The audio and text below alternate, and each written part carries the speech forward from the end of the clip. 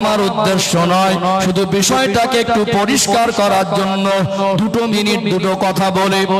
বেলাল রাদিয়াল্লাহু আনহুর নামে 1 শতক জমি ছিল না, দুনিয়ায় তার কোনো ব্যাংক অ্যাকাউন্ট ছিল না, দুনিয়ায় তিনি ব্যক্তিগতভাবে কোনো নামি দামি বংশে জন্মগ্রহণ করেন নাই। চেহারাটা কালো, আমি কালো, আপনি কালো, ওই কালো নয়। হাবশি দেশের মানুষরা কেমন কালো আজকে সোশ্যাল মিডিয়ায়, ফেসবুক, ইউটিউবে অনেক সময় নজরে পড়ে।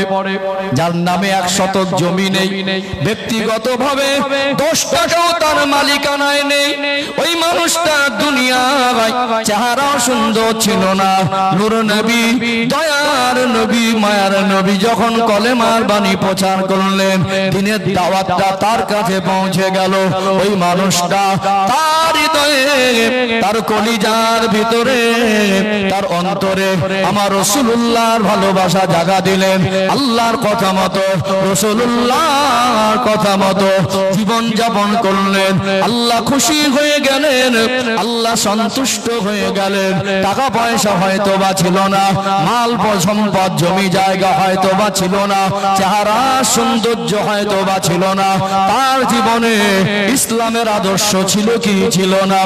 ইয়া আইয়ুহাল্লাযীনা আমানু উদখুলু ফিস-সিলমি কাফা, সূরাতুল বাকারা 208 নম্বর আয়াত। আমার আল্লাহ বলেন, হে ঈমানদার বান্দা বান্দীরা, তোমরা পরিপূর্ণরূপে ইসলামের মধ্যে প্রবেশ করো। ওই কালো মানুষটা, যার জমি জায়গা নাই, যার অর্থ সম্পদ নাই, দুনিয়ার যার ব্যাকগ্রাউন্ডে কোনো নামি দামি বংশের পরিচয় নাই, আল্লাহর পথে প্রতিষ্ঠিত হয়ে গেলেন। আল্লাহ তার সম্মান, মাকাম, মর্যাদা এতটা বাড়িয়ে দিলেন, তিনি জমিনে হাঁটতেন আর তানার পায়ের অবস্থা আল্লাহ পাকের জান্নাতে শোনা যেত।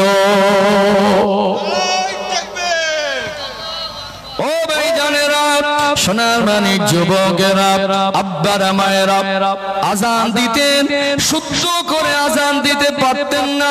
যার অন্যতম কারণ ছিল ঈমান আনার কারণে তাকে কঠিন ঈমানি পরীক্ষা দিতে হয়েছিল। তার মনিব উমাইয়া ইবনে খালদ এ বড় কাফের, নিষ্ঠুর পাষাণ হৃদয়ের মানুষ ছিল। লোহার টুকরা উত্তপ্ত আগুনে লাল করে আমার নবীর সাহাবী হযরতে বেলাল রাদিয়াল্লাহু আনহুর গালের মধ্যে ঢুকিয়ে দেওয়ার কারণে সারা জীবনের জন্য তোতলা হয়ে গেলেন।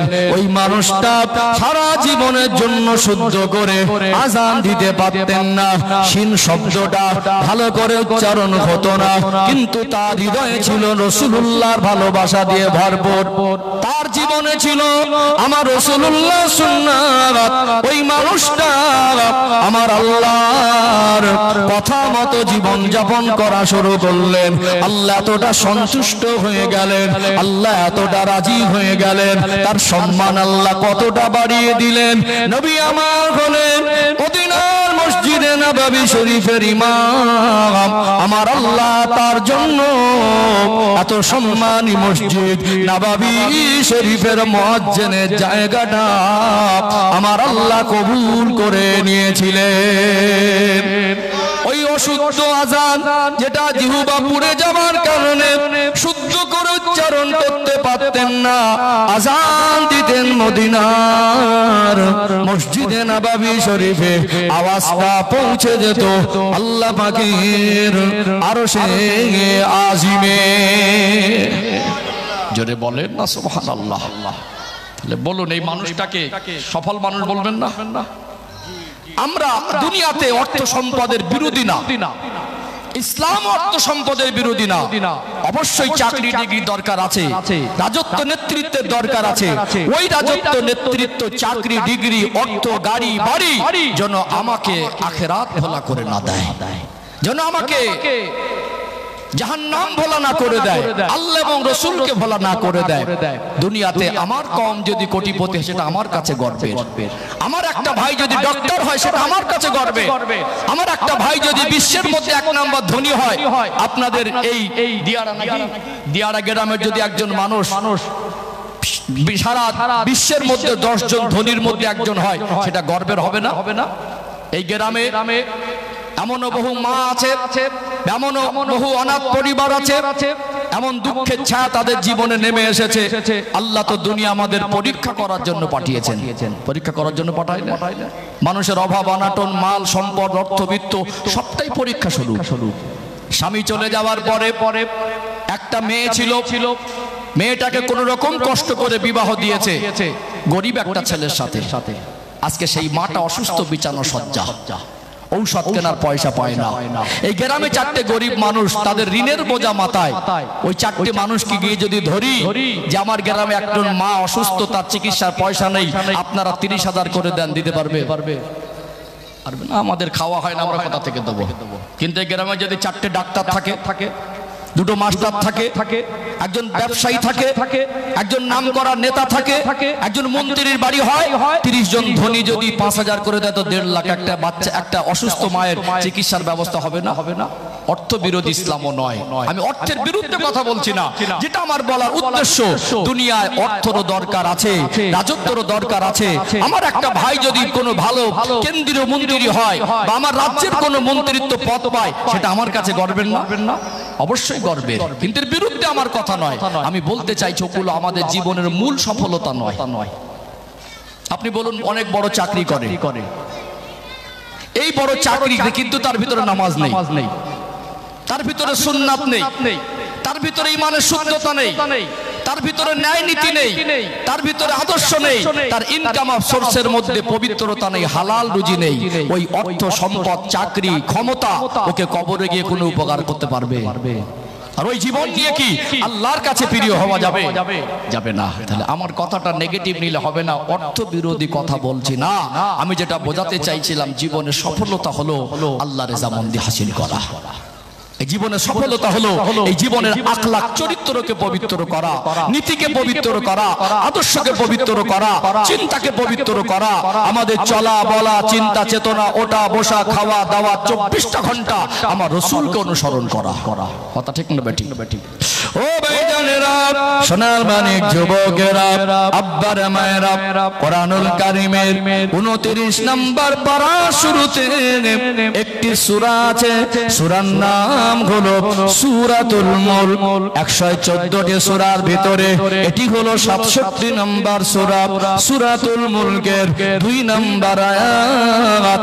আমার আল্লাহ জানিয়ে দেন, আল্লাযী খালাকাল মাউতা ওয়াল হায়াতা লিয়াবলুয়াকুম আইয়ুকুম আহসানু আমালা। আমি আল্লাহ হায়াত আর মউত এই জন্য সৃষ্টি করেছি, আমি আল্লাহ দেখতে চাই আমার বান্দা বান্দী কতটুকু নেক আমল করে আসতে পারে, দুনিয়াতে আমরা যেন আল্লাহ ভোলা না হয়ে যায়। আল্লাহ আমাদেরকে হায়াত আর মউতের মাঝে আলামে আসবাব, এই দুনিয়ার জীবনে যে হায়াতটা দিয়েছে অতি অল্প সময়, এটা হলো অস্থায়ী জীবন। কুল্লু নাফসিন যায়িকাতুল মাউত, মউতের স্বাদ সকল নফসকে গ্রহণ করতে হবে। ফাইযা জা আজালুহুম লা ইস্তাখিরুনা সাআতাও ওয়া লা ইস্তাকদিমুন। আল্লাহ বলেন, বান্দা বান্দি ইন্তেকালের সময় হয়ে গেলে সামান্য যাররা টাইম আগে পিছে করা হবে না। বলুন তো, আল্লাহর ডাক আসলে পৃথিবীর কোন শক্তি কি আমাদেরকে আটকে রাখতে পারবে? কাপড়ের পকেট হয় না। क्या तुम कब्रिस्तान के पास से कभी नहीं गुजरते? কখনো কি কবরের ধার থেকে যান না? ভাঙা কবরটা দেখে নিজের কবরের কথা কি মনে পড়ে না? এই দুনিয়ায় আমরা সারা দিন দুনিয়ার কাজে ব্যস্ত থাকি, সারা সপ্তাহ দুনিয়ার কাজে ব্যস্ত থাকি, সারা মাস দুনিয়ার কাজে ব্যস্ত থাকি। আফসোস, এমনও মানুষ আছেন একটা মাস তার জীবন থেকে চলে যায়, একটা ওয়াক্ত নামাজ পড়ে না। এমনও বহু বাবা মা আছে একটা মাস তার সন্তানদের জীবন থেকে অতিবাহিত হয়ে যায়, তথাপিও ওই বাড়িতে একটা পরিবারে আল্লাহ তাকে 2 বা 3টে ছেলে মেয়ে মিলিয়ে সন্তান দিলেন, তাদের উপরে নামাজ ফরজ হয়ে গেছে, নামাজ এক ওয়াক্ত পড়ে না। এরকম পরিবার আছে না নেই? আছে না? এই যে পরিবর্তন হয় না, দোষটা কাকে দেবেন? কেন আমরা এত টাকা খরচা করে জলসা দিয়ে আমাদের কওমকে ইসলামের মূল স্রোতে আনতে পারছি না। এখানে একটা উদাহরণ দিলে পরিষ্কার হয়ে যাবে ইনশাআল্লাহ। আমার কথাগুলো খুব মনোযোগ দিয়ে শুনবেন। আমি একদম মেপে কথা বলা মানুষ। বিশ্বাস করুন, মন জয় করতে বসেনি, হক আদায় করতে বসেছি। আমি যে কথাগুলো বলছি আজকে, যে সমাজ কেন পরিবর্তন হয় না, আমরা কেন আমার কওমকে নিয়ে ইসলামের মূল স্রোতেই ফিরে আসতে পারিনি, কেন আমাদের জীবনে এত বড় বড় আমলে ঘাটতি, আমরা কেন মরণের কথা, হাসরের কথা চিন্তা করা ভুলে গিয়ে দুনিয়ার মোহে ডুবে আছি, এই জীবনের সমাধান দরকার আছে না নেই? আছে না? পরিবর্তন হয় না, এর জন্য অনেকে বক্তাকে আর জলসা কমিটিকে দায়ী করে। একটা জলসায় অ্যাপ্রক্স 1 লক্ষ টাকা খরচ হলে বলুন তো গোটা পশ্চিম বাংলায় কম মাহফিল হয়? একটা থানা এরিয়ায় যদি 100 জলসা হয় 1 কোটি টাকা, পার বছর একটা থানাতে 100 জলসা হলে 1 কোটি টাকা, গোটা বাংলায় কয়েকশো কোটি টাকা খরচা করে জলসা দিচ্ছি। বছরের শেষে কিন্তু সেই পরিবর্তন সেইভাবে দেখা যায় না। পাশ থেকে 2-1 আবার একটু বেশি বোঝে, তোরা বলে ফেলে, তোরা জলসা দিয়ে কটা মানুষকে হেদায়েত করেছি, বলে না? এত টাকা যে খরচা করলি, এত নামি দামি বক্তা আনলি, তোরা কটা মানুষকে হেদায়েত করেছিস? জলসা দিয়ে আর লাভ নেই। আসলে কেটে গেছে, এক জায়গায় ঔষধ লাগাচ্ছি আর এক জায়গায়। পরিবর্তন কেন হয় না, এর সমাধান করতে হবে, উত্তরটা খুঁজতে হবে। কথাকে বুঝতে পেরেছেন? চলুন একটা কারণ বলি, অনেক কটা তো কারণ আছে, অন্তত একটা কারণ আমি তুলে ধরি, ইনশাআল্লাহ কিছুটা পরিষ্কার হবে, আর পরিবর্তন হবে, তার সমাধানের পথটা আমি ক্লিয়ার করবো আলোচনার মধ্যে ইনশাআল্লাহ। আমরা মানুষ শরীর অসুস্থ হলে সুস্থতার জন্য যে পন্থা অবলম্বন করি, আমাদের ঈমান আমল অসুস্থ হয়ে গেলে, আমরা মানুষ হিসেবে খারাপ হয়ে গেলে, আদর্শ খারাপ হয়ে গেলে, আমরা সেই পন্থা অবলম্বন করি না। খুব ভালো করে খেয়াল করুন, একটা মানুষের মাঝে মাঝে শরীর অসুস্থ হয় না? আল্লাহর কাছে দোয়া করি, আল্লাহ আমাদের সবাইকে কঠিন কঠিন রোগ বিমার থেকে আল্লাহ হেফাজত করেন। তারপরে তো আল্লাহর পরীক্ষা, রোগ বিমার তো এখন মানুষ জর্জরিত। একটা মানুষের যদি জ্বর হয়, পেটের যন্ত্রণা হয়, কঠিন বা কোনো জটিল রোগ হয়, সুস্থতার জন্য আমরা চেষ্টা করি না? কি না করি? কষ্ট করে জমানো পয়সা, 5 বছরের জমানো পয়সাটা 5 দিনেও খরচা করি না? তারপরে ঠাঁই পাইনি, 5 বছর ধরে 50,000 জমিয়েছে সংসার চালিয়ে, একটা অসুস্থতায় চলে গেল 5 দিনে 50,000। হয় কি হয় না? হয়। আমরা পয়সা খরচা করি, ডক্টরের কাছে যাই। ডক্টর যখন আমাদের সুস্থতার জন্য ঔষধ দেন, এই ঔষধটা খাবার সময় আমরা কি কেউ বলি ভালো লাগে তো খাবো, না লাগে তো খাবো না? আমার কথা কি বুঝতে পারছেন? কেউ কি বলি? মনে করুন একটা মানুষের ডায়রিয়া হলো, এমন মানে খুব কঠিন টাফ কন্ডিশনে চলে গেল যে বাথরুম বা টয়লেট পর্যন্ত যাবার শক্তি তার শরীরে নেই, বিছানায় অটোমেটিক পায়খানা হয়ে যাচ্ছে, এরকম হয় না? এখন ওই মানুষটাকে সুস্থতার জন্য ভালো ডক্টরের কাছে নিয়ে যাওয়া হলো, বা হসপিটালে ভর্তি করা হলো, বা ভালো ডাক্তারকে বাড়ি আনা হলো। আনার পরে ডক্টর যখন ওকে ঔষধ দিল, অটোমেটিক ওর পিঠে দেয়াল ঠেকে গেছে, মানে ওটার ক্ষমতা নেই। এখন ওই মুহূর্তে যদি ঔষধ দেয়, ও কি বলবে ঔষধ ভালো লাগে তো খাবো, না লাগে তো খাবো না? তেতো লাগলেও খাবে, খারাপ লাগলেও খাবে, খেতে মন না চাইলো চেপে চেপে গালের মধ্যে দেবে, কষ্ট হলেও না নেই। তাহলে আমরা শরীর অসুস্থ হলে প্রশ্ন তুলি না ঔষধ ভালো লাগে তো খাবো, আর না লাগে তো খাবো না। কিন্তু আমাদের ঈমান আমল সুস্থ করার জন্য আমাদের বিভিন্ন রকম প্রশ্ন দেখা যায়। দেখবেন শ্রোতাদের মধ্যে 4টে ক্যাটাগরি আছে। এক শ্রেণীর মুসলমান বলে দাবি করে, ঈমানদার দাবি করে, যখন কোরআনুল কারীমকে ব্যাখ্যা করে, নবীর বাণী নিয়ে তাদের সামনে ব্যাখ্যা করে, তাদেরকে হেদায়েতের বাণী শোনানোর জন্য মজলিস করা হয়, আলেমদেরকে যখন এনে বসানো হয়, তখন এক শ্রেণীর মানুষ দূর থেকে আন্দাজ করে একজন আলেম উঠেছে, বক্তা উঠেছে, সুর সার থাকে কি দেখি আগে, কথাগুলো কিভাবে বলছে, আমার যদি ভালো লাগে তো যাবো, আর না লাগে তো যাবো না। এই ঘুরঘুর করে, আছে না নেই? আছে না? আপনার এই গ্রামে যত মানুষ আছেন সবাই কি আজকে মাহফিলে এসেছে? আসেনি। দূরে অনেকে ঘুরঘুর করছে, যদি ভালো লাগে তো বসবো, না লাগে তো বসবো না। আবার এক শ্রেণীর শ্রোতা আছে মজলিসে বসে কিছুক্ষণ দেখে, আমার মনের মতো হয়তো শুনবো, আর না হয়তো শুনবো না, আস্তে আস্তে উঠে গেল। আর এক শ্রেণীর মানুষ আছে একটু পণ্ডিত বেশি, তারা মনে করেন জলসা দেওয়া আমার কাজ না, জলসায় বসাও আমার কাজ না। গ্রামে আমার টাকা আছে, ভারিত্ব আছে, পরিচয় পরিচিতি আছে, সম্মান আছে। এখন ছেলেরা একটা সামাজিক ভালো কাজ করছে, ধর্মীয় কাজ, এখন যদি টাকা পয়সা একেবারে না দিয়ে ফেরত দেই তো একটা সমালোচনা হবে। তো মান সম্মান বাঁচানো তাগিদে ওর প্রতি কোনো টান নেই, গুরুত্ব নেই, দিলেও কোনো ব্যাপার নেই, আর না দিলেও তার কোনো ব্যাপার নেই। জলসা হলেও তার কোনো মাথা ব্যথা নাই, না হলে কোনো মাথা ব্যথা নেই। ও সামাজিকতার দিকে তাকিয়ে ভাই কিছু নিয়ে যা, ওই পর্যন্ত। তার জীবনের 20 বছরের ব্যাকগ্রাউন্ডের ইতিহাস খুলে দেখবেন, 20 মিনিট কোরআনের মজলিসে বসে। এরকম আছে না নেই? আছে না? কিছু মানুষ আছেন ঠান্ডা দেখেন না, বর্ষা দেখেন না, মাঝরাত দেখেন না, যেমন আপনারা কিছু মানুষ। যেখানেই আল্লাহর কথা হয়, রসুলের কথা হয়, কোরআনের কথা হয়, নবীর বাণী শোনানো হয়, ইসলামের কথা বলা হয়, তাদের হৃদয়টা টানে। এমনও মানুষ আছেন এর ভিতরে, আমার এই হাজী সাহেব বাবাজি, আজকে এনার শারীরিক অবস্থা দেখুন তো, হৃদয় টেনে নিয়ে এসেছে নাকি? আল্লাহর মহব্বত ওনাকে টেনে নিয়ে এসেছে। আজকে এনার থেকে কত জওয়ান যুবক ছেলে রাস্তায় ঘুরছে, কত মানুষ বাড়িতে কুটুম নিয়ে ব্যস্ত আছে। এখন শরীরে সেই শক্তি নেই, বসলে একটু শরীরে কষ্ট হয়, কখনো হাঁটুতে ব্যথা, মাজায় ব্যথা, কোমরে ব্যথা, হৃদয় টেনে এনেছে। আনেনি?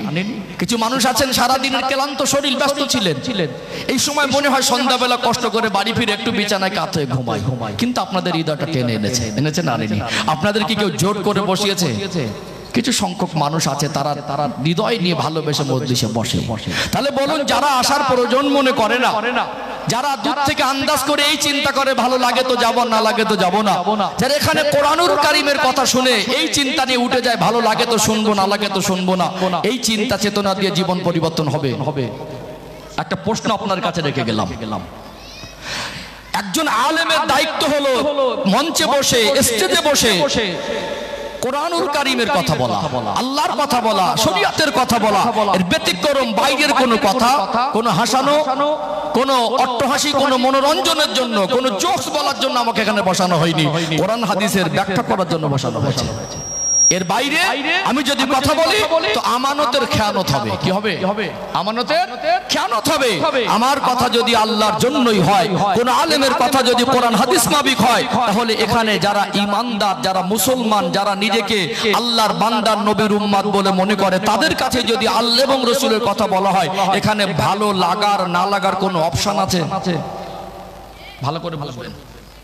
যদি কারোর চিন্তা চেতনা এই হয়, কোরআনুল কারীমের কথা যদি ভালো লাগে তো শুনবো, না লাগে তো শুনবো না।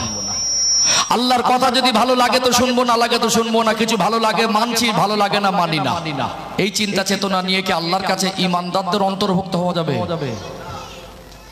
তাহলে আমরা অসুস্থ হলে সুস্থতার জন্য প্রশ্ন তুলি না, ঔষধ ভালো লাগে তো খাবো, না লাগে তো খাবো না। কিন্তু আমাদের ঈমান আমল অসুস্থ হলে, নীতি আদর্শ অসুস্থ হলে, নৈতিকতা অসুস্থ হলে, আখলাক অসুস্থ হলে, চরিত্র অসুস্থ হলে, যাতে আমরা খারাপ হয়ে যায়, আমার চরিত্রটা খারাপ হয়ে গেল, সেটা ভালো হওয়ার জন্য আমরা প্রশ্ন তুলি, ভালো লাগে তো শুনবো, না লাগে তো শুনবো না।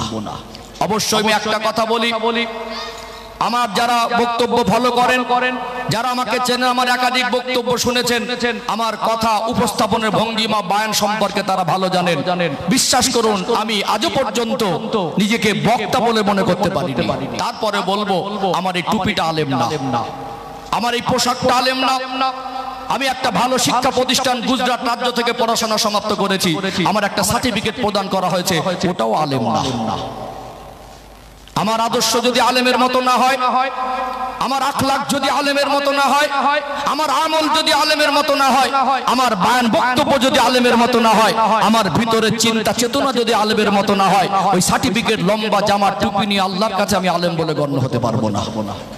এই জায়গাটা হলো যোগ্য ব্যক্তিদের জায়গা।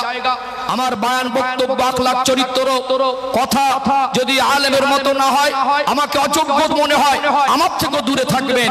এটা যোগ্য ব্যক্তিদের জায়গা। যোগ্য ব্যক্তিকে বসাবেন, তার মুখ থেকে কোরআন হাদিসের বায়ান হলে সে পৃথিবীর যত বড় ধনী হোক তার জন্য কোরআনুল কারীমের বায়ান, আর যত বড় গরীব হোক তার জন্য কোরআনুল কারীমের বায়ান। প্রত্যেকটা স্তরের মানুষের জন্য আল্লাহ ইসলাম দিয়েছেন, আল্লাহ রাসূলকে পাঠিয়েছেন, আল্লাহ পাক কোরআনুল কারীমকে নাজিল করেছেন আমাদের সর্বস্তরের মানুষের জন্য। এই মজলিস, কথা বলতে পারছেন না? এখানে এসে বসা মানে আক্রমণ নয়, কাউকে ছোট করা নয়। একজন আলেম যখন দিনের বাণী শোনাবেন, তখন সর্বস্তরের মানুষ এসে শুনবে মানার মানসিকতা নিয়ে। এখানে আল্লাহর কথা রাসূলের কথা ভালো লাগলেও মানতে হবে আর না লাগলেও মানতে হবে, ভালো লাগলেও শুনতে হবে আর না লাগলেও শুনতে হবে। যতক্ষণ এই মানসিকতা আমাদের ভিতরে তৈরি হবে, পৃথিবীর সবথেকে বড় বক্তাকে এনে সবথেকে দামি চালের বিরিয়ানি করে সবথেকে উন্নত সাউন্ড সিস্টেম দিয়ে কয়েক কিলোমিটার ধরে লাইটিং করেও সমাজের মানুষকে পরিবর্তন করা সহজ হবে না। কারণ কি বুঝতে পেরেছেন? আমি আপনার কাছে কোরআনের কথা বলছি, আমার তো দায়িত্ব পৌঁছে দেওয়ার। আপনার জীবনের পরিবর্তনের ঠিকাদারি আল্লাহ বক্তারা জলসা কমিটির হাতে দেয়নি। আপনাকে জোর করে পরিবর্তন করে দেওয়ার পারমিশন আমাকে দেওয়া হয়নি। যদি আলেমকে জলসা কমিটিকে জোর করে পরিবর্তনের পারমিশন দেওয়া হতো, তাহলে গ্রামে যারা নামাজি ছিল না, ছোট ছোট ওই কুঞ্চির লাঠি কেটে নিয়ে গিয়ে সব পিছন থেকে বাড়ি মেরে মেরে মসজিদে নিয়ে আসতো। দায়িত্ব তো আল্লাহ দেয়নি। দিয়েছে কি? আমি আপনার কাছে চেষ্টা করছি আমার অযোগ্যতার ভিতর থেকে, আমি অযোগ্য স্বচ্ছ নিয়েতে দিনের বাণী পৌঁছে দিয়ে মানুষকে দিনের রাস্তা বুঝিয়ে দেওয়ার। প্রত্যেকের নৈতিক দায়িত্ব আল্লাহর কথাগুলো মেনে চলা, রাসূলের কথাগুলো মেনে চলা, জীবনের ঘাটতি পূরণ করা। আমরা যতদিন না এই ভালো লাগলেও মানবো না লাগলেও মানবো কোরআনের কথা, আল্লাহর কথা, রাসূলের কথা, এই মানার মানসিকতা আসবো, শুধু হুজুর বলে গেলে পরিবর্তন হবে না। আমরা নিজেরা মানার মানসিকতা আসতে পারিনি, অথচ দোষ দিয়ে দেই অন্যের ঘাড়ে। এটা আমাদের একটা নেগেটিভ দিক। কথা কি বুঝতে পারছেন? চলুন এটা একটা কারণ তুলে ধরলাম। আমি কোরআন হাদিস থেকে রেফারেন্স দিয়ে নামাজি কেন বাড়ছে না, আমার ইমাম সাহেব ভাই সম্ভবত একজন, উনি বলছিলেন হুজুর একটু নামাজের কথা বলবেন। তাই জন্য আমি আজকে নামাজের লাইনটা চুজ করেছি। নামাজি কেন বাড়ছে না, এখানে কয়েকটা কারণ তুলে ধরি। সমাধান দরকার। এখানে যেমন সমালোচনা দরকার, গঠনমূলক সমাধানও দরকার। শুধু কেউ নামাজ পড়ে না বলে, নামাজি বাড়ছে না বলে তাকে আক্রমণ করব, তাকে নিয়ে ছোট বড় বলবার আপনি হি করে হেসে দিলেন, হুজুর তো হেভি দিল, এতে তো সমাজ পরিবর্তন হবে না। আপনার মা পর্দা করে না, আপনার নিজের বোন পর্দা করে না, আপনার স্ত্রী পর্দা করে না। আমি হুজুর যদি এখানে খুব কাজটা করে মা বোনদের আক্রমণ করি, কেউ হেসে ফেলে বললেন হুজুর হেভি দিল, এটাই কি পরিবর্তনের রাস্তা? আপনার ছেলে নামাজ পড়েন, আমি বেনামাজিকে কাজটা করে দলিল দিয়ে বললাম বেনামাজি জাহান্নামে যাবে, কথার কথা বলছি। এখন আপনি হেসে দিলেন হুজুর তো খুব কড়া করে ওয়াজ করে, হেভি দিল, এতে কি আপনার জীবনে ছেলের জীবন পরিবর্তন হয়ে যাবে? তাহলে শুধু সমালোচনা নয়, আক্রমণ নয়, কেন পরিবর্তন হয় না তার সমাধানের রাস্তাটাও খোঁজা। কথা ঠিক না বেটি? বুঝতে পারছেন? অসুস্থ হলে একজন ভালো যোগ্য বিজ্ঞ ডক্টরের কাছে গেলে তার সুস্থতার পন্থাটা খুঁজতে হয়। এই জন্য আমাদের জীবনের ইসলামের জন্য আলেমের সহবতে বসতে হবে, নিয়ত ঠিক করতে হবে, রাস্তা যেটা কোরআন হাদিস থেকে বলে দেবেন সেগুলো মানার আপ্রাণ চেষ্টা করতে হবে। আল্লাহ পাক হলেন হেদায়েতের মালিক। আল্লাহ স্বয়ং হেদায়েত কোন নবী রাসূলদের হাতেও দেয় নাই। আপনি যদি চান আর আল্লাহ পাক যদি হেদায়েত দেন তো হেদায়েত হবে। আমি জোর করে, কমিটি জোর করে আপনাকে হেদায়েত করে দিতে পারবে না। ও ভাইজানেরা, সোনার মানিক যুবকেরা, আব্বারা মায়েরা, খুব গভীর মনোযোগ দিয়ে শুনুন। এটা ধোঁকা দেওয়ার জায়গা নয়। আমি দায়িত্ব পালন করতে বসেছি। সমাজ কেন পরিবর্তন হয় না? আজ গাড়ি বাড়ির উন্নতি করলেও, জামা কাপড় চকচকে করলেও, ঘরের ভিতরে আসবাবপত্রকে আপডেট করলেও আমরা কেন আমাদের ঈমানের দৃষ্টিকোণ থেকে আমাদের জীবনের আমল আখলাক আপডেট করতে পারি না? এর পরিবর্তনের রাস্তা খোঁজা দরকার আছে না নেই? সবাই বলেন আছে না নেই? এই পরিবর্তনের জন্য প্রত্যেককে দায়িত্ববান হতে হবে। চলুন কোরআনুল কারীম থেকে একটি আয়াত তুলে ধরি। কোরআনুল কারীমের 28 নম্বর পারা 19 নম্বর পৃষ্ঠা, সূরার নাম হলো সূরা আত-তাহরীম, 6 নম্বর আয়াত। আমার আল্লাহ জানিয়ে দেন, ইয়া আইয়ুহাল্লাযীনা আমানু আনফুসাকুম ওয়া আহলিকুম নারা। হে বিশ্বাসী বান্দা বান্দীরা, জাহান্নামের আগুন থেকে নিজে বাঁচো আর আহল পরিবার বর্গকে বাঁচাও। মূলত আল্লাহ পাক নিজেকে জাহান্নামের আগুন থেকে বাঁচার আদেশ দিলেন। জাহান্নামের আগুন থেকে বাঁচতে গেলে উদখুলু ফিস সিলমি কাফা, পরিপূর্ণ রূপে ইসলামের মধ্যে প্রবেশ করতে হবে। নিজে নামাজ পড়ে, নিজে যাকাত দিয়ে, কুরবানি দিয়ে, হজ করে জিকির করে তাহাজ্জুদ পড়ে যদি প্রতিনিয়ত নামাজের মশাল্লাটা ভিজিয়ে ফেলেন, আমার আপনার যারা হাল, আমার আপনার যারা পরিবার, আমার আপনার যারা সন্তান, তাদেরকে যদি জাহান্নামের আগুন থেকে বাঁচানোর জন্য যে হক আল্লাহ দিয়েছেন সেই হকগুলো আদায় না করে আমার তাহাজ্জুদের আমল, আমার দান খয়রাতের আমল, আমার হজ কুরবানির আমল, আমার চোখের পানিও আমাকে নাজাত দিতে পারবে না।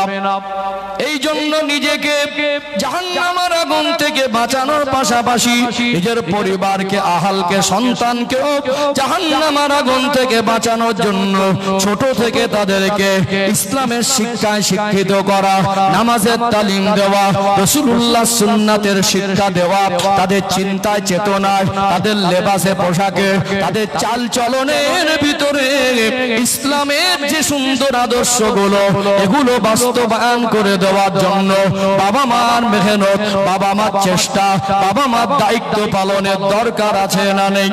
আল্লাহর কথা অনুযায়ী যতক্ষণ না পর্যন্ত বাবা মা দায়িত্ববান না হবে, আপনার সন্তানকে নামাজি বানানো, দিনদার বানানোর জন্য, আপনার সন্তানকে ভালো পথে প্রতিষ্ঠিত করার জন্য জলসা কমিটি, ইমাম সাহেব আর মসজিদের ইমামের উপরে সব দায়িত্ব চাপিয়ে দেওয়া হয় নাই, বরং 90% 90% দায়িত্বটা আমার আল্লাহ তাদের পিতা মাতাদের উপরে দিয়েছেন। নবী আমার শোনা জবানে বলেন, আলা কুল্লুকুম রাঈন ওয়া কুল্লুকুম মাসউলুন আর রাইয়াতি। আমার সাহাবীরা, আমি রাসূলুল্লাহ জানিয়ে দিলাম তোমরা প্রত্যেকেই এক একজন দায়িত্ববান জিম্মাদার। তোমাদের দায়িত্ব আর কর্তব্য কতটুকু পালন করেছো আল্লাহর দরবারে হিসাব দিতে হবে। আজকে দুনিয়াতে আমরা যারা বাবা মা, আমাদের উপর আল্লাহ মহান দায়িত্ব দিয়েছেন, সন্তানগুলো আমাদের কাছে আমানত। সন্তানদেরকে আমরা হৃদয় দিয়ে ভালোবাসি, সন্তানের কষ্ট হলে আমাদের হৃদয় ব্যথিত হয়। সন্তানের জন্য একটা বাবার মার শেষ নিঃশ্বাস পর্যন্ত ভালো ভাবনা থাকে কি থাকে না? তার জন্য জায়গা কিনছেন, ভালো জিনিস মানা করব না। তাকে চাকরি করাবেন, ভালো জিনিস মানা করব না। তাকে আপনি ভালো রাখবেন, আপনার সন্তান ভালো থাক। আমিও চাই, আল্লাহর কাছে দোয়া করি, তবে আপনার সন্তানের দুনিয়ার ভালাইটা প্রকৃত ভালাই নয়, ওর আখিরাতে নাজাতের জন্য সেটাও আপনাকে ভাবা দরকার আছে না নেই? নামাজি কেন বাড়ে না এর সমাধান তুলে ধরছি। 4টে পয়েন্ট তুলে ধরবো, ইনশাআল্লাহ পরিষ্কার হয়ে যাবে। নামাজি বাড়ে না এর মূলে দায়ী কারা সেটা পরিষ্কার হয়ে যাবে। চলুন ছোট ছোট করে 4টে পয়েন্ট তুলে ধরে আলোচনা পরিষ্কার হয়ে যাবে। পৃথিবীতে একটা মানুষ আল্লাহ একটা নির্দিষ্ট সময় তাকে যৌবন জীবন দেন। যৌবন জীবনে পদার্পণ করার পরে তাকে বিবাহ বন্ধনে আবদ্ধ করিয়ে দেয় গার্জিয়ান পক্ষ, অথবা সে নিজে স্বয়ং সম্পন্ন হয়ে বিবাহ বন্ধনে আবদ্ধ হলে দাম্পত্য জীবনের সূচনা হয়। স্বামী স্ত্রীর একসঙ্গে জীবন চলা, একটা বছর না যেতে যেতে ওই পরিবারে স্বামী স্ত্রীর মনের মধ্যে উদয় হয়, আল্লাহ পাক যেন আমাদের পরিবারে একটা সন্তান দেন। সন্তানের কামনা জাগে কি জাগে না? দুনিয়াতে একটা সন্তান আসলে ওই পরিবারের মধ্যে খুশি জোয়ার বয়ে যায়। মানুষ মাত্র জীবনে পোশাকের দরকার আছে না নেই? পোশাকবিহীন মানুষের জীবন চলতে পারে না। একটা মানুষের পোশাক দরকার বলে তার জন্ম হওয়ার পর থেকে তার মৃত্যু পর্যন্ত, এমনকি দাফন করার শেষ পর্যন্ত তার জীবনে পোশাক দরকার হয় কি হয় না? বাচ্চা ভূমিষ্ঠ হলো, ওই বাচ্চার জন্য পরিবারের যারা আত্মীয় স্বজন সবাই মিলে খুশি মনে যে যার মতো পছন্দের একটা করে পোশাক এনে দেয়। বাবা যদি অন্ধ হয়, মা যদি ভিক্ষুক হয়, একটা মানুষ যদি সব থেকে গরিব হয়, ওই বাবার মাকে কি বলতে শুনেছেন, আমি গরিব, আমার বাচ্চাকে পোশাক দিতে পারবো না, পোশাক ছাড়া বড় হোক, এমন কথা কি কোনো বাবা মা আজ পর্যন্ত বলেছে? বলেছে কি? আমাদের বাচ্চা হলেই, ছেলে হোক আর মেয়ে হোক, তাদের ইনকাম রোজগার খাবো, তারা আমাকে ইনকাম করে খাওয়াবে, কমের উপরে 20 বছর বয়সের আগে এই আশা বাবা মা করে না। করে কি? কমের উপরে। অনেক বাবা মা আছে আরো বেশি পড়িয়ে মানুষ করতে চায়, নিম্ন একটা বেসিক যে একটা চিন্তা যে আমার মেয়ে যদি হয় ভালো করে লেখাপড়া শিখিয়ে মানুষের মতো মানুষ করে ভালো একটা ছেলের হাতে তুলে দেবো, যেন সুখে শান্তিতে একটা ভালো জীবন সঙ্গী পেয়ে জীবনটা পার করতে পারে। তাহলে মেয়ের দ্বারা ইনকাম খাবার আশা বাবা মা করে না, করে কি? আর ছেলে যদি হয় তো ছেলেটাকেও মানুষের মতো মানুষ করব, যদি সে মানুষের মতো মানুষে প্রতিষ্ঠিত হয়। আর বার্ধক্য জীবনে যদি একটা সময় আমার ইনকাম করার মতো শারীরিক অবস্থা না থাকে, হয়তো বা ওই সুসন্তান বা নেক সন্তান একদিন বাবার হক আদায়ের জন্য সে আমার সাহারা হবে। দুটো ডাল ভাত এনে দিয়ে আব্বা বলে ডাকবে, অসুস্থতায় সুখে দুঃখে আমার পাশে থাকবে। সাধারণত 20 বছরের আগে তাদের দ্বারা ইনকাম বা রোজগার খাবো, তারা আমাকে রোজগার করে দেবে, এই চিন্তা কোনো বাবা মা করে না। ছেলে হোক আর মেয়ে হোক 20 বছর পর্যন্ত তাদের পোশাক কিনে দেয় কে? বাবা মা না? কে কিনে দেয়? কোন ক্ষেত্রে কোন অবস্থায় কোন বাবা মাকে বলতে শুনেছেন যে আমার ছেলে হোক আর মেয়ে হোক পোশাক টোশাক দিতে পারবো না, ওইভাবে বড় হোক? বরং এই 20 বছরে যা পোশাক লাগে, যেটা প্রয়োজন ছিল তার থেকে বেশি দিয়েছি না কম দিয়েছি? বছরে 4টে লাগলে কিনে দেয় 8টা। আল্লাহ যাদের একটু আর্থিক অবস্থা বেশি দিয়েছে অনেকে হিসাব করে চলে। আবার অনেক বাবা মা গরিব হলে মধ্যবিত্ত হলে কি হবে, সন্তানের জন্য শখ বেশি। অভাব থাকলেও ছেলে বলছে আব্বা ওইটা নেবো, মেয়ে বলছে আব্বা ওইটা নেবো, মন মানে না, নিয়ে নে। 20 বছরের পোশাক পার পাস 50,000 খরচা হয়নি? একটু হ্যাঁ দেন না। খুব নিম্ন যদি হিসাব করেন তো 50,000। আজকে বাজার মূল্য অনুযায়ী 20 বছরে 50,000-এর পোশাকে একটা বাচ্চা হবে না, লাখ পেরিয়ে যাবে। তাহলে আপনি ভ্যান চালিয়ে মজদুরি করে রাজমিস্ত্রির সঙ্গে জোগাড়ে করে কৃষি কাজ করে দেশ ছেড়ে বিদেশে পড়ে থেকে নিজের রাজ্য ছেড়ে অন্য রাজ্যে পড়ে থেকে আপনার 2 বা 3টে সন্তান, তার পিছনে 20 বছরে আপনি কমের উপরে 1.5 থেকে 2 লাখ টাকার পোশাকটাকে পরিয়েছেন, কোনোদিন না করেছেন যে পারবো না করেছে? তাহলে পোশাকে আমরা কেউ অপারগতা স্বীকার করিনি। করেছি কি যে হবে না, আমার দ্বারা পারবো না। এর জন্য আমরা বাবা মা আমাদের সর্বোচ্চ কষ্ট পরিশ্রম করেও সন্তানের চাওয়া পাওয়াটা মেটানোর চেষ্টা করি। তাহলে একটা পয়েন্ট হলো পোশাকের ক্ষেত্রে আমরা কেউ অপারগতা স্বীকার করিনি, আর কমিও রাখিনি, বরং যা প্রয়োজন ছিল তার থেকে কয়েক গুণ বেশি পর্যাপ্ত তাকে দেওয়ার পরেও বেশি দিয়েছি। এটা একটা গিফট ক্লিয়ার হলো ইনশাআল্লাহ। পরবর্তী পয়েন্ট আমি একেবারে পাট করে কথা বলে অভ্যস্ত। ও ভাইজানেরা, সোনার মানিক যুবকেরা, আব্বারা মায়েরা, মানুষের জীবনে যেমন পোশাকের প্রয়োজন, আপনি বলুন বাবা মা হিসাবে এই সন্তানকে লালন পালন করার দায়িত্বটা খুশি মনে আমরা যে যার কাঁধে উঠিয়ে নিয়েছি না নেয়নি? আমার সন্তানকে অন্যের পোশাক কিনে দেবে এই দিকে চেয়ে থাকি না।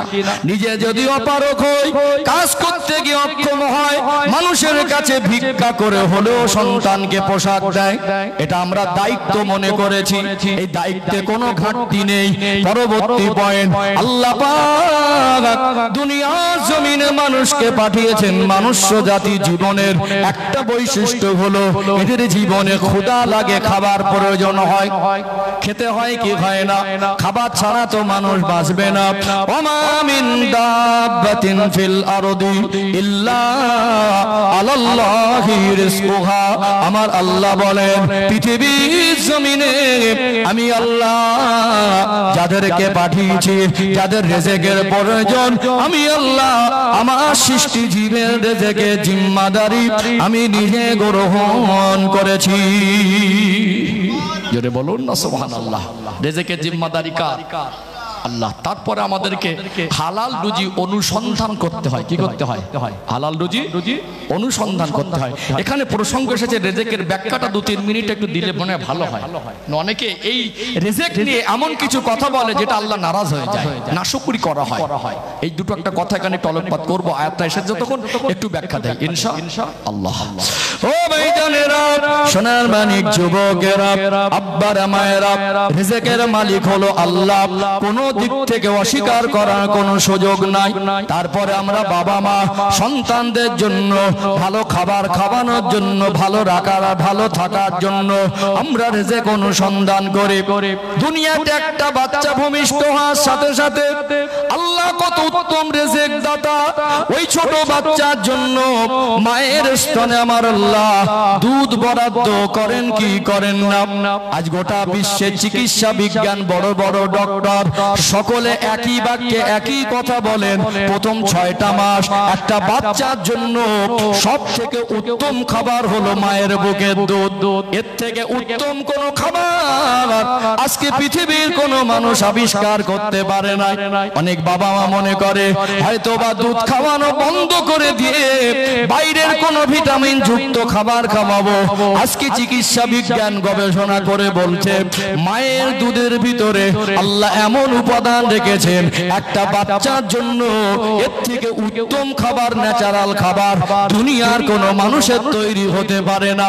তারপরেও একটা মা যদি শারীরিক অসুস্থতার কারণে, মায়ের শারীরিক অবনতির কারণে যদি দুধ না হয়, ছোট বাচ্চাকে আমরা না খাইয়ে রাখি, ছোট ছোট দুধের প্যাকেট গুলো 500-700 টাকা পর্যন্ত দাম আছে না নেই? কোনদিন না করিনি। রিজিকের মালিক আল্লাহ এই বিষয়টা একটু পরিষ্কার করে আমাদের রুজি রোজগারের জিম্মাদারি নিয়ে আমরা আমাদের সন্তানদের মুখে হাত জোগাই, এই বিষয়টা ব্যাখ্যা করব। ও ভাইয়েরা বাবাদেরা, রিজিকের মালিক আল্লাহ, কিন্তু এখানে কয়েক রকম কথা শোনা যায়। কিছু মানুষ টাকা পয়সা পেয়ে, মাল সম্পদ পেয়ে, চাকরি করে, ব্যবসা করে ধনী হয়ে অহংকার করে বলে আমার রোজগার আমি খাই। অনেকে বলে তোর বাপের খাই না আমার বাপের খাই। কিন্তু যারা মুমিন মুসলমান, যারা প্রকৃত দ্বীন শরিয়াত বুঝেছে, একজন খাঁটি ইমানদার একবেলা যদি অনাহারেও থাকে, একবেলা যদি রান্নার জন্য বাড়িতে সামান্য কিছু নাও থাকে, একবেলা মুড়ি বাতাসা ভিজিয়েও যদি খায়, পরের বেলা যদি শুধু ডাল ভাতও জোটে, তারপরে বলে আলহামদুলিল্লাহ ভালো খেয়েছি, আল্লাহ আমাকে খাইয়েছে। এরকম মানুষ আছে না নেই? আছে না নেই? রিজিকের মালিক আল্লাহ, এইটা কোরআনুল কারীমের যে আয়াত, আল্লাহ কোরআনুল কারীমের একটা সেন্টেন্স, একটা ওয়ার্ড, একটা আয়াতকে পৃথিবীর মানুষ আজও পর্যন্ত চ্যালেঞ্জ গ্রহণ করে মিথ্যা প্রমাণ করতে পারেনি, আর কিয়ামত পর্যন্ত পারবে না। কোরআনুল কারীমের মতো এমন একটি কিতাব এর ডুপ্লিকেট করে কেউ লিখতেও পারেনি, আর কিয়ামত পর্যন্ত পারবে না। যালিকাল কিতাবু লা রাইবা ফীহি, ওই কিতাবে ভুল তো দূরের কথা, সন্দেহের অবকাশ পর্যন্ত নেই। আল্লাহ রিজিকের মালিক। গোটা পৃথিবীর মধ্যে যত বড় বড় রাষ্ট্রপ্রধান আছে, পৃথিবীর মধ্যে যারা নিজেকে অনেক শক্তিশালী মনে করে, আমার আল্লাহ যদি গোটা বিশ্বের মধ্যে 50 বছর পানি বর্ষণ বন্ধ করে দেন, গোটা বিশ্বের বড় বড় নেতাদের বাবার কি 14 পুরুষের ক্ষমতা আছে আল্লাহর মতো করে মানুষের জীবনের প্রয়োজন মিটিয়ে দেবে? আছে কি? আজকে বিজ্ঞানের আবিষ্কার অনেক উন্নত, টেকনোলজি ব্যবহার করি, রকেট আবিষ্কার করে মানুষ মঙ্গল গ্রহে চাঁদে যাচ্ছে। আর চ্যাটজিপিটি, আর্টিফিশিয়াল ইন্টেলিজেন্স, এআই এর ব্যবহার হচ্ছে, কম্পিউটার আবিষ্কার হলো, রোবট আবিষ্কার হয়েছে। সম্মানিত ভাইরা, আল্লাহ যেভাবে পৃথিবীর জমিনে মনুষ্য জাতির জন্য, তার সৃষ্টিজীবের জন্য ওয়ানজালা মিনাস সামাই মাআ, রহমতের পানি বর্ষণ করেন, আল্লাহর মতো করে পৃথিবীর কোনো শক্তির ক্ষমতা নেই পৃথিবীর মানুষের জীবজন্তুর প্রয়োজন মেটাবে। যদি আমার আল্লাহ 50 বছর পানি বর্ষণ বন্ধ করে দেন, পৃথিবীর গাছপালা তরুলতা সেইভাবে থাকবে, জমিনগুলো ফেটে চৌচির হয়ে যাবে না? ফসল হবে? ফসল এমনি বলি জলের অপর নাম জীবন, কিন্তু এই যে পানিটা খাই, স্বচ্ছ পানি, খাবার মতো উপযুক্ত পানি, এটা আল্লাহরই নিয়ামত, অস্বীকার করার ক্ষমতা পৃথিবীর কোনো শক্তি নেই। পৃথিবীর সমস্ত বিজ্ঞানী এক জায়গায় হয়ে আল্লাহ যেভাবে পানি দিয়ে মানুষের প্রয়োজন মেটায়, একটা দেশের লোকের পানির প্রয়োজন মেটাতে পারবে না। পারবে কি? তাহলে পানি বর্ষণকারী কে? আল্লাহ। তাহলে পানি খাই, আর না হয় তো জমিনের ফসল খাই। আল্লাহ বলে বান্দা বান্দে, তোমার টাকা, তোমার রোজগার, তোমার ইনকাম তুমি খাও, কিন্তু তুমি যেটা খাও ওটা আমি আল্লাহ দেওয়া নিয়ামত। আমি আল্লাহ দয়ার অনুগ্রহ করে তোমার জন্য আমি আল্লাহ রিজিকটাকে বরাদ্দ করেছি। বলুন তো, একটা ধান যদি মাটিতে ফেলে দেন, ক্ষমতার বলে, টাকার বলে, নেতৃত্বের বলে, মস্তানির বলে, ওই ধান থেকে কি একটা বীজ পাতা বার করতে পারবে? ওই বীজ পাতা বার করেন তিনি কে? বীজ পাতাকে বড় করে একটা ধান থেকে একটা ধানের শীষ দানকারী তিনি কে? গম খান, সবজি খান, ভাত খান, রুটি খান, যা কিছু হালাল রিজিক হিসাবে খায় আমার আল্লাহ দয়াময়। দুনিয়ায় কত সুস্বাদু মিষ্টি মিষ্টি ফল বল আমাদের জন্য দিয়েছেন। আল্লাহ পাক কোরআনুল কারীমে বলেন, ওয়া ইন তাউদ্দু নি'মাতাল্লাহি লা তুহসুহা।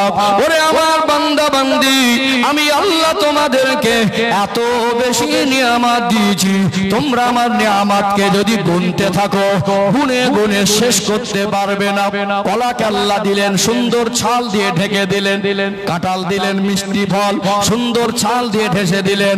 আল্লাহ পাক লেবুগুলো দিলেন গাছে, সুন্দর ছাল দিয়ে ঢেকে দিলেন। এগুলো যদি আল্লাহ সুন্দর ছাল দিয়ে ঢেকে না দিতেন, এতে জীবাণু হয়ে যেত, অল্প সময় নষ্ট হয়ে যেত, আমাদের জন্য সুস্বাস্থ্যকর খাবারের মধ্যে গণ্য হতো না। আল্লাহর অফুরন্ত দয়া, মানুষ একটা আলুর অংশ কেটে জমিনে রেখে দিলে ওতে কলা দিয়ে আল্লাহ গাছ করে। আবার ওই মাটির নিচে আল্লাহ কয়েক কিলো আলু দান করে।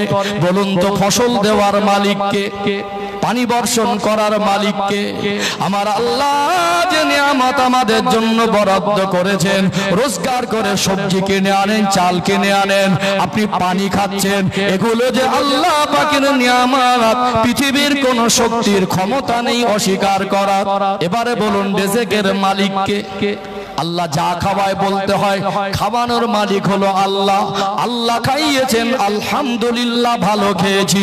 এই রিজিককে শুকরিয়া আদায় করতে হয়, নিয়ামতের কদর করতে হয় আমার আল্লাহ।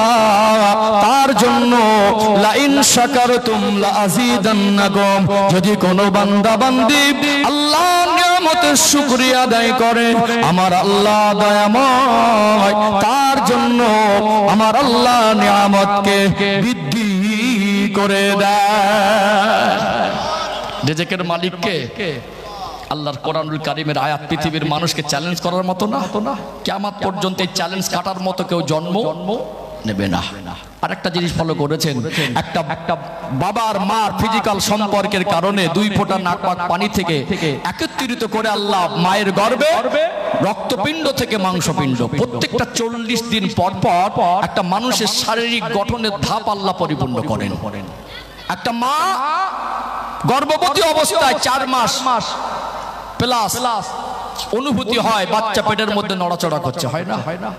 আল্লাহ তখন জান দিয়েছেন, হার্টবিট শুরু হয়ে গেছে, কিন্তু চোখ ফুটেনি, কিন্তু তখন সে কথা বলতে পারে না, তার শরীরের পরিপূর্ণ গঠন তখন তৈরি হয়নি।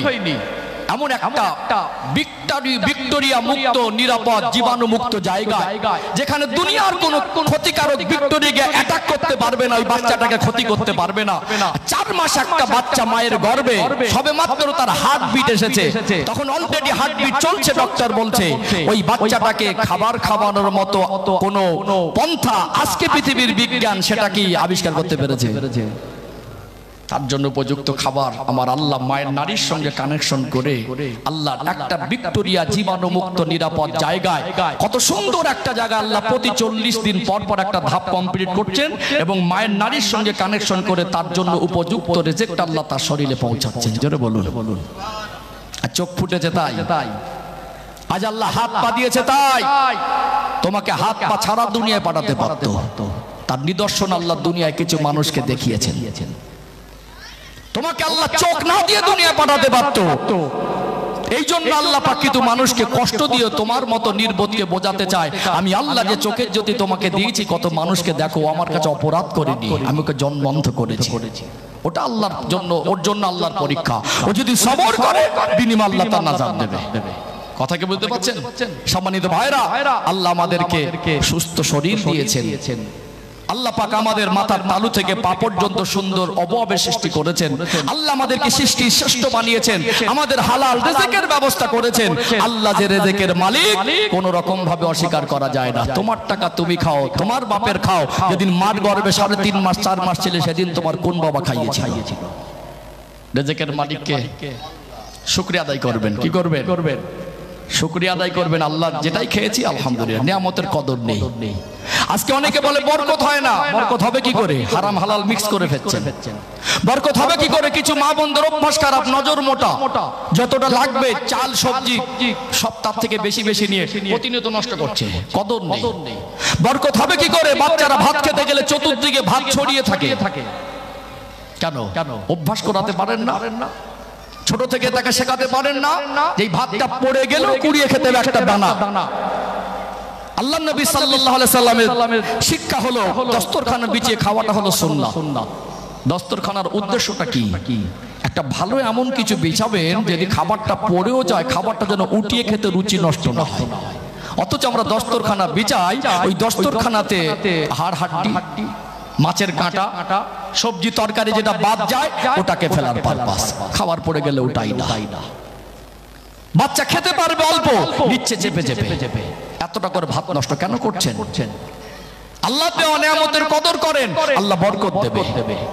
নজর মোটা। একটা কোন নিমন্ত্রণ বাড়ি, কোন আমন্ত্রণ বাড়ি গেল, সেখানে গিয়ে ফাউ মালতো একেবারে চেপে চেপে নিল গলা সমান, এবার আর যায় না, ছেড়ে দিয়ে উঠে যাচ্ছে। কেন? একজন গরিব মানুষ সারাদিন পরিশ্রম করে 400 টাকা রোজগার করে ও যদি একটা বড় মাছ কিনে আনে না, ও মাছের কাঁটার গায়ে মাছ লেগে থাকে না। ও যদি গোশত 500 কিনে আনে, 1 কিলো কেনার পয়সা না থাকে, পরিবারে যদি 2 পিস করে ভাগে দেওয়া হয়, ওই ঘাড়ের গায়ে আর গোশত লেগে থাকে না। বিয়ে বাড়ি গিয়ে ফাউ মালতো পুরো 4টে 5টা 6টা পিস নিয়ে আধা খাবলা করে খেলো আর ফেলে দিল। নিয়ামতের শুকরিয়া আদায় করতে হবে না? হবে না শুকরিয়া আদায় করতে? শুধু বলছে হুজুর বরকত নেই। আল্লাহ নিয়ামতের কদর না করলে, আল্লাহ শুকরিয়া আদায় না করলে আল্লাহ বরকত দেবে না। কষ্ট পাচ্ছেন নাকি আলোচনায়? অসুবিধা হচ্ছে? তাহলে রিজিকের মালিক কে?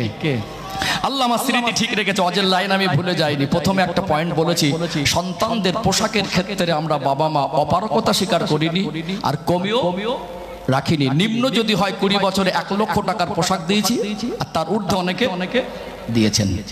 আসছিলাম দ্বিতীয় পয়েন্টে, এটা খাবার। কিসের? খাবার। ও ভাইজানেরা, সোনার মানিক যুবকেরা, আব্বার মায়েরা, রিজিকের মালিক হলেন আল্লাহ। তারপরে আমাদেরকে দুনিয়ায় হালাল রুজির অনুসন্ধান করতে হয়। একটা সন্তানের জন্য ছোট থেকে বাবা মা, ছেলে হোক আর মেয়ে হোক, যেটা বলছিলাম 20 বছর আগে তার থেকে খাবার ইনকাম করে সে খাওয়াবে, এই আশা কোনো বাবা মা করে না। 20 বছর ধরে সন্তান যেটা চেয়েছে, যদি বলে আব্বা গোশত খাবো, যদি বলে আব্বা মাছ খাবো, আব্বার মন মানে না। সারাদিন পরিশ্রম করে, গেঞ্জিটা ঘামে ভিজে থাকে, ওই গেঞ্জি নিংলালে মনে হয় টপ টপ করে ঘাম বের হবে। ওই কষ্টের টাকাটা দিয়ে বাচ্চার একটা আশা পূরণ করার পরে বাবা মনে করে আজকে সারাদিনের কষ্টটা যেন নিবারণ হয়ে গেছে। বলুন তো মনটা শান্ত হয় কি হয় না? কাছে না থাকলেও অন্যের কাছে ধার করে গোশত কিনে দেই, ছেলেকে খাওয়াবো, মেয়েকে খাওয়াবো। ও ভাইজানেরা, একটা বাচ্চা যদি প্রতিনিয়ত একটা মানুষের গড় যদি 50 টাকা করে আপনি হিসাব করেন, তাহলে একটা মানুষের এক মাসের মধ্যে 1500 টাকা খাবার খাওয়া লাগে। 50 টাকা আজকে 3 বেলা খাবার তো হবে না, নিম্ন ধরলাম একটা বাচ্চার যদি মাসে 1500 টাকা 20 বছর পর্যন্ত গড় যদি হিসাব করেন, মাসে যদি 1500 হয় তো 12 মাসে 18,000। এক বছরে একটা সন্তানের পিছনে 20,000 টাকা খাবার পারপাস কিন্তু কুলায় না। কুলায় কি? আমরা স্কুলে গেছি 20 পয়সা নিয়ে। ক পয়সা? আমার মুরব্বী বাবাজিদের সময় আবার 1 দুনিয়া ছিল। এখন 20 পয়সা 20 টাকা দেন তো বাচ্চাদের মন ওঠে না। স্কুলে যাবে 20 টাকা দিলে টান মেরে ফেলে দেয়। 20 টাকায় কি হয়? আচ্ছা বলুন, আজকে দিনে 50 টাকা একটা মানুষের খাওয়া হয়? 20,000 টাকা একটা মানুষের 1 বছর খাওয়ায় কুলাবে না। তারপরে খুব নিম্ন হিসাব করছি, 25,000 টাকা যদি 1 বছর খায় তো 4 বছরে কত? 1 লাখ। 20 বছরে 5 লাখ। 20 বছরে কত খেয়েছো? 5 লাখ। 20 বছরের মধ্যে একটা বাচ্চাকে বাবা কষ্ট করে পরিশ্রম করে 5 লাখ টাকা তাকে খাইয়ে দিয়েছে। কিছু অপদার্থ সন্তান অসৎ সঙ্গ দোষে পড়ে বেয়াদবের মতো হয়ে গেছে, আব্বার সঙ্গে তর্ক করে, তুমি আমার জন্য কি করেছো? কি বলে, তুমি আমার জন্য কি করেছো? তোমার ওই 3-4টে ভাই বোন, তোমার বাবা রিক্সা চালিয়ে চালিয়ে তোমাদের পিছনে এক একজন 5 লাখ টাকা করে খাইয়ে দিয়েছে, 5 লাখ খেয়ে বসে আছো। তোমার ওই বাবা চাষের কাজ করে মজদুরি করে করে দিনরাত পরিশ্রম করে ঘামগুলো ঝরিয়ে রক্ত পানি করে তোমরা 4টে ভাই আর বোন মিলে 5 লাখ করে 4-5 20 লাখ 4জন 5জন খেয়ে বসে আছো, তোমার ওই বাবার রক্ত ঘামানো পয়সা। তাহলে আমরা বাবা মা যারা বোঝাতে চাইছি, একটা বাচ্চা ছেলে হোক আর মেয়ে হোক 20 বছরে তাদের পিছনে নিম্ন 5 লাখ টাকা খাবার পারপাস ব্যয় করিনি? কত? 5 লাখ। কত? 5 লাখ। আর পোশাকে 1 লাখ 6 লাখ। আমরা কোনোদিন বলেছি পারবো না? আমরা কোনোদিন বলেছি তুই খাস না খাস আমার দেখার দরকার, ওইভাবে থাক? অপারকতা স্বীকার করিনি। 2 নম্বর গেল, চলুন 3 নম্বর। পরিবর্তনের রাস্তা খুঁজে দেবো ইনশাআল্লাহ। বাকিটা আপনার হাতে, বাকিটা আপনার হাতে।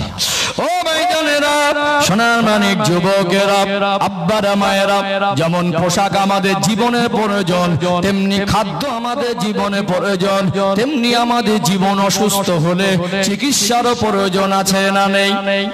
আল্লাহ কাকে কখন কোন রোগ দেবেন আল্লাহ জানেন।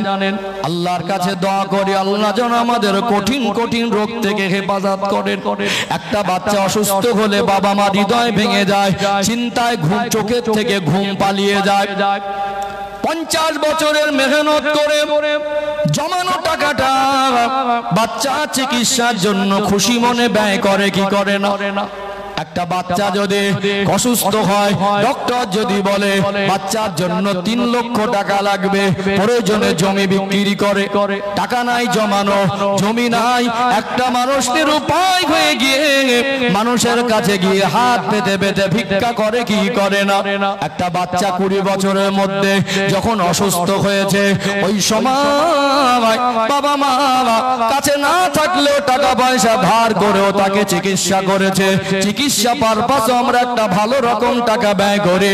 কোনদিন কোন বাবার মাকে কি বলতে শুনেছেন, সে যতই গরিব হোক আর অসহায় হোক, আমি আমার বাচ্চাকে চিকিৎসা করতে পারবো না, ও মরে যায় যাক আর বেঁচে থাকে থাক?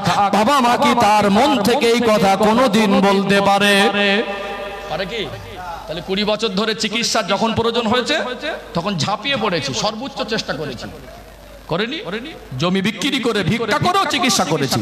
তাহলে এতেও কমি রাখেনি। পোশাক, খাদ্য, চিকিৎসা। আর একটা পয়েন্ট, আমরা যারা বাবা মা, আমরা কি চাই আমাদের সন্তানরা নিরক্ষর থাক, স্কুলে না যাক? আমরা চেষ্টা করি আমাদের ছেলেটা যেন ভালো মানুষ হয়। 3 বছর বয়স কথা বলা শিখেছে, তার জন্য একটা মানে আদর্শ লিপি বই বাড়ি চলে এসেছে। আসেনি? 4 বছর বয়স, তার জন্য একটা ইংরেজি ABCDর বই বাড়ি চলে এসেছে। তাকে কবিতা মুখস্থ করানো হয়, হাট্টি মাটিম টিম, হয় না? আতা গাছে তোতা পাখি, নামটা মুখস্থ করানো হয়, তাকে অঙ্ক শেখানো হয়। আমি বলবো শিক্ষার বিরুদ্ধে ইসলামও নয়, শিক্ষার বিরুদ্ধে আমার বক্তব্য নয়, বরং ইসলাম হলো মানব জাতির জীবন বিধান। আজকে যারা ইয়াং জেনারেশন যুবকদেরকে বলবো, আজকে আমার যুব সমাজ অনেক আপডেট, গুগলে গিয়ে সার্চ করুন, ChatGPT কে প্রশ্ন করুন, AI কে প্রশ্ন লিখে দেন, আপনি জিজ্ঞাসা করুন গোটা পৃথিবীতে কত ধর্মের অস্তিত্ব পাওয়া যায়। গুগল আপনাকে তথ্য দেবে 3500-এর অধিক, প্রায় 4000-এর মতো ধর্মের অস্তিত্ব গোটা পৃথিবীতে পাওয়া যায়। ইসলাম এমন এক জীবন ব্যবস্থার নাম যেটা আল্লাহর পক্ষ থেকে মানুষ জাতির জন্য দেওয়া হয়েছে। ইসলামের ভিতরে যে শিক্ষার গুরুত্ব বোঝানো হয়েছে, পৃথিবীর কোন ধর্মে এত গুরুত্ব শিক্ষার জন্য বোঝানো হয়েছে বলে আমার জানা নেই। সম্মানিত ভাইয়েরা, যে কোরআনুল কারীম, মহামানিত মহাগ্রন্থ আল কোরআনুল কারীমকে আল্লাহ পাক আমার রাসূলের উপরে রমাদানুল মুবারক মাসে লাইলাতুল কদরের রাতে গারে হেরাতে জাবালে নূর পর্বতের গুহাতে আমার রাসূলের উপরে অবতীর্ণ করেছিলেন। কোরআনুল কারীমের সর্বপ্রথম 5টা আয়াত সূরাতুল আলাকের প্রথম 5 আয়াত আল্লাহ নাজিল করলেন যে মহামানিত পৃথিবীর জমিনের শ্রেষ্ঠ কিতাব কোরআনুল কারীমের মতো এমন মহামূল্যবান কিতাবের সূচনা আল্লাহ যে শব্দ দিয়ে করলেন সেটা ছিল ইকরা, অর্থাৎ পড়ো। আল্লাহ পৃথিবীর মানব সম্প্রদায়কে শিক্ষার গুরুত্ব বুঝিয়েছেন। সর্বকালের সর্বযুগের সর্বশ্রেষ্ঠ মহামানব যিনি সৃষ্টি জগতের জন্য রহমত, ইমামুল আম্বিয়া খাতামান নবিয়্যিন সাইয়্যিদুল মুরসালিন নূরে মুজাসসাম রাহমাতাল লিল আলামিন, সেই প্রিয় রাসূল তার পবিত্র সোনার জবানে বলছেন উতলুবুল ইলমা মিনাল মাহদি ইলাল লাহাদ। একটা মানুষের শিক্ষার সময়সীমা হলো মায়ের দোলনা থেকে শুরু করে মরার আগ মুহূর্ত পর্যন্ত। এত মহান কথা আর কে বলবে? অবশ্যই আপনার সন্তানকে শিক্ষিত করুন। শিক্ষা জাতির মেরুদণ্ড। শিক্ষিত হওয়া ছাড়া জীবনের উন্নতি সম্ভব নয়। আমার ইসলাম পৃথিবীর জমিনে সম্মানের সঙ্গে মাথা উঁচু করে বেঁচে থাকতে শেখায়, ন্যায় সত্য শেখায়, হক কথা বলতে শেখায়, অন্যায়ের প্রতিবাদ করতে শেখায়, মানুষকে অপমান নয় ভালোবাসতে শেখায়, মানুষকে ঘৃণা নয় হৃদয় থেকে বুকে টানতে শেখায়, মানবতার শিক্ষা দেয়। আমার ইসলাম অনেক উদার। সম্মানিত ভাইরা, যেটা বলতে চাইছিলাম, ইসলাম ধর্মের মধ্যে রাষ্ট্রনীতি আছে, সমাজনীতি আছে, অর্থনীতি আছে, সামাজিক নীতি আছে। জীবনের জন্ম থেকে মৃত্যু পর্যন্ত যা কিছু দরকার আল্লাহর পক্ষ থেকে নির্ভেজাল জীবন ব্যবস্থা আল্লাহ সবকিছু সমাধান কোরআন এবং হাদিসের মধ্যে দিয়েছে না দেয়নি? দিয়েছে না? অর্থাৎ যদি একটা মানুষ রাষ্ট্রপতি হতে চায় তার তো এক্ষুনি ভালো এডুকেটেড পারসন হতে হবে, তাকে তো উচ্চ শিক্ষায় শিক্ষিত হতে হবে, তা না হলে সে একটা স্বরাষ্ট্রমন্ত্রী হতে পারবে না, সে একটা প্রধানমন্ত্রী দেশের হতে পারবে না। ইসলাম তো আপনাকে রাজনীতি করতে বা রাষ্ট্র পরিচালনা করতে মানা করে না, বরং ন্যায় পরায়ণ শাসক যদি না থাকে, সৎ মানুষ যদি দেশ চালনার স্টারিং এ না থাকে, তাদের ভিতরে সততা যদি না থাকে, হিংস্র মনোভাব হয়, হিংসুক মনোভাব হয়, জঘন্য মনোভাব হয়। আজ গোটা বিশ্বের মধ্যে জঘন্য প্রকৃতির মানুষ যারা আজকে ক্ষমতার চেয়ারে বসে তারা ক্ষমতাকে অপব্যবহার করছে, জনগণের শান্তি ছিনিয়ে নিতে চাইছে, এর কারণে গোটা বিশ্বের মধ্যে আজ অশান্তির চিত্র দেখা যাচ্ছে না? যায় না? যাচ্ছে না? আজকে আমাদের এই ভারতবর্ষে যে এসআইআর হচ্ছে না, বলুন তো এই এসআইআর কারণে যদি সত্যিকারের যে বিপদ আসে, এটা কি কোনো এক নির্দিষ্ট সম্প্রদায়ের উপরে আসবে? আমার তো মনে হয় না। আমরা জাতি ধর্ম বর্ণ নির্বিশেষে হিন্দু মুসলমান জৈন খ্রিস্টান কাঁধে কাঁধ মিলিয়ে চলি। ধর্ম তার একান্ত ব্যক্তি স্বাধীনতা, কোন ধর্ম মানবেন সেটা আপনার পার্সোনাল ম্যাটার, পার্সোনাল ব্যাপার। আমরা মানুষ হিসেবে মানুষের পাশে দাঁড়াই, মানুষ হিসেবে মানুষের পাশে থাকি, মানুষ হিসেবে মানুষকে ভালোবাসি। বলুন আপনাদের এই দিয়ারা গ্রামে হিন্দু মুসলমান আছে না নেই? আছে না? আজকে এসআইআর কে নিয়ে মানুষকে আতঙ্কিত করা হচ্ছে না? হয় না? আমি বলবো, আমার মনে হয় অশিক্ষিত সমাজ যেভাবে বিশ্লেষণ করে সোশ্যাল মিডিয়া আপনারা দেখছেন, আর আমি আমার ব্যক্তিগত মতে মনে করি যে কোন বারবার এক জালেম শাসক গোটা ভারতবর্ষের মানুষকে যেভাবে পেরেশানি করে রেখেছে, শুধু কাগজ দিয়ে লাইনে দাঁড়ানোতে পেরেশান। অর্থনৈতিক পরিকাঠামো অত্যন্ত দুর্বল, দেশে সেইভাবে কাজ রোজগার নেই, মানুষ পেরেশানিতে আছে। এক তো বিভিন্ন রকম খাদ্যে ভেজাল, আমরা শারীরিকভাবে অসুস্থতা জর্জরিত হয়ে আছি। এর ভিতর থেকে দেখুন, কখনো বলছে আধার কার্ড সংশোধন, কখনো বলছে বায়োমেট্রিক আপডেট, কখনো বলছে প্যান কার্ডের সঙ্গে আধার কার্ডের লিঙ্ক, কখনো বলছে আপনাকে আবার এসআইআর করে আপনার যে নাগরিকত্বর যে প্রমাণ করতে হবে আপনি সঠিক নাগরিক কিনা। যেভাবে ডকুমেন্টস গুলো তারা দাবি করছে, এটা সকলের জন্য বার করা সম্ভব নয়। আমি বলবো, এই বাংলাদেশে কিছু মানুষ আসতেই পারে, সে কোন ধর্মের আমি জানি না, এই দেশকে আমি ভালোবাসি, এই দেশে জন্মগ্রহণ করেছি, এই দেশে জন্মগ্রহণ করেছি মনে এই দেশে আমার যত অধিকার, প্রধানমন্ত্রী নরেন্দ্র মোদী প্রধানমন্ত্রী হতে পারে তার যত অধিকার, একজন ভ্যান চালক যদি এই দেশে জন্মগ্রহণ করে তারও সমপরিমাণ অধিকার। আপনার চেয়ারকে সম্মান করি, কিন্তু মনে রাখবেন দুনিয়ায় মানুষ চিরজীবন বাঁচে না, ইতিহাস হয়ে থাকবে। আজকে ভারতবর্ষের মানুষ পেরেশানিতে আছে না নেই? আছে না? কোন বিদেশি ঘুষপেটি আমার দেশে রাজত্ব করুক সেটা আমিও চাই না, কিন্তু এই দেশের একটা নাগরিক যেন বেনাগরিক না হয়, একজন ভোটারকে যেন ডিভোটার করা না হয়। আমি বলবো মুসলমানদের অতটা ক্ষতি হবে না।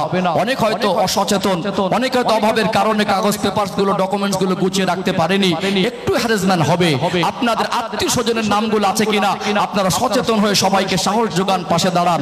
এই দেশ একটা সময় মুসলমানরা 700 বছর রাজত্ব করেছে। আমি গ্যারান্টি দিয়ে বলতে পারি, আমার কাছে ব্যক্তিগতভাবে এই 1947 সালে দেশ স্বাধীন হয়েছিল, তার আগের ডকুমেন্টস আমার কাছে আছে। আমরা উড়ে আসিনি, আমরা বাংলাদেশি নয়, এ দেশ আমাদের। আমার বাপ দাদারা এই দেশটাকে, আমার পূর্বপুরুষরা 700 বছর শাসন করেছে। তারপরে একটা মানুষকে আতঙ্কিত করা হচ্ছে না, হয় না? হচ্ছে না? আতঙ্কিত বারবার কোন একটা নির্দিষ্ট কমকে টার্গেট করা হচ্ছে। জাতির ভিতরে খুব সুন্দর প্রসেস নিয়ে তারা পরিকল্পনা করে হিন্দু মুসলমানের ভিতরে সম্প্রীতিকে নষ্ট করে ডিভাইড করার চেষ্টা করছে। আমি আমার জায়গা থেকে বলবো, জাতি ধর্ম বর্ণ নির্বিশেষে দিয়ারা গ্রামে যারা আমার আওয়াজ শুনছেন, আওয়াজটা অনলাইনের মাধ্যমে যেখানে পৌঁছাচ্ছে, চক্রান্তে পা না দিয়ে আমরা হিন্দু মুসলমান যেভাবে কাঁধে কাঁধ মিলে আছে সেইভাবে থাকবো ইনশাআল্লাহ। আল্লাহ আমার ভারতবর্ষকে জালেম শাসক থেকে ভারতবাসীকে আল্লাহ হেফাজত করেন, বলেন আল্লাহুম্মা আমিন। আর আমার দেশের কিছু জঘন্য পাঁচাটা দালাল মিডিয়া, কিছু সাংবাদিক, এরা এত জঘন্য, এদের কর্মকাণ্ড এত জঘন্য, সৃষ্টিকর্তার কাছে দোয়া করি এরা এই রকম জঘন্য সাংবাদিক যেন আগামীতে ভারতবর্ষে জন্ম না নেয়। এরা ভারতবর্ষের জন্য কলঙ্ক। গোটা বিশ্বের মধ্যে এত জঘন্য নোংরা মানসিকতার সাংবাদিকতার মিডিয়া, কিছু দালাল গদি মিডিয়া আছে, এরা যেন গোটা ভারতবর্ষের মধ্যে একটা একদম জঘন্য একটা, এদের মতো অমানুষ যেন আগামীতে জন্মগ্রহণ না করে, সৃষ্টিকর্তার কাছেই কামনা করছি। মানুষকে আতঙ্কিত করছে। এই দেশের নাগরিককে সামনে মুখ ধরে বলছে আপনি বাংলাদেশি। আমার কথা মনে বুঝতে পারছেন না? একজন সাংবাদিকের অধিকার নেই, রাইট নেই যে কাউকে বাংলাদেশি বলে তকমা দেবে। দেশের আইন আছে, প্রশাসন আছে, তারা হাজারবার ডকুমেন্ট চেক করতে পারে। আমি দেশের নাগরিক, ভয় পাবো কেন? কিন্তু আপনি কোন রাইটে, কোন অধিকারে একজন মানুষকে আন্দাজে বলছেন আপনি বাংলাদেশি? এটাকে মানুষের ভিতরে হিংসা ছড়িয়ে দেওয়া, আতঙ্কিত করা, মানুষের কাছে বিভিন্ন রকম ভুল বোঝানো। এই আতঙ্কের সময় মানুষের পাশে দাঁড়াবেন, ঘাবড়াবেন না, ভুল বুঝবেন।